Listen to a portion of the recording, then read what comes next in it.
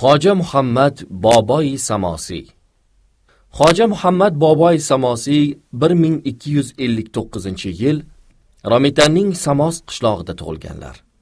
Boboi Samosiyning kasblari dehqonchilik bo'lgan.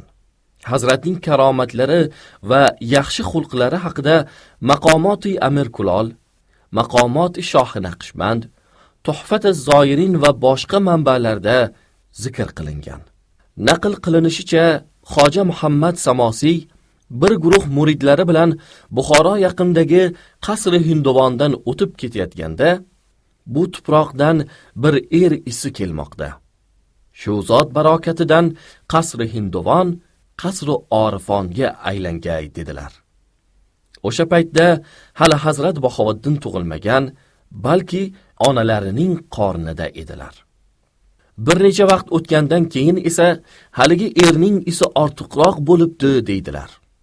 Dar haqiqat Hazrat Bahovuddin tug'ilgan edilar. 3 kunlik Bahovuddinni Boboi Samosiy ma'naviy farzandlikka qabul qilib, Mir Kulolga Bahovuddin tarbiyasi bilan shug'ullanishni topshirdilar. Maqomoti Mir Kulolda naql qilinishicha, Samos qishlog'ida 2 guruh orasida nizo chiqib, oxirida mushtlashibdilar. Natijada bir kishining tishi sindi. Jabrlangan tomon tishimiz xun bahonasini undirib olamiz deb hokimga arz qilmoqchi bo'libdi. Shunda oradan bir kishi Boboi Samosiy hazratlariga murojaat etaylik. U kishi ne desalar, shuni qilaylik. Zero u kishidan maslahat olmay hokimga borish gunoh bo'lur, dedi. Uning bu fikri hammaga ma'qul bo'ldi. Hazrat Boboi Samosiy singan tishni olib Mir Kulolga berdilar va ey farzand, siz shunday bir ish qilingki, oradagi nizo yo'qolsin, dedilar. Mir Kulol Jabirdiyda og'ziga tishini o'rnatib, Alloh taolodan madad, pirlardan istioniyat tilab duo qildilar.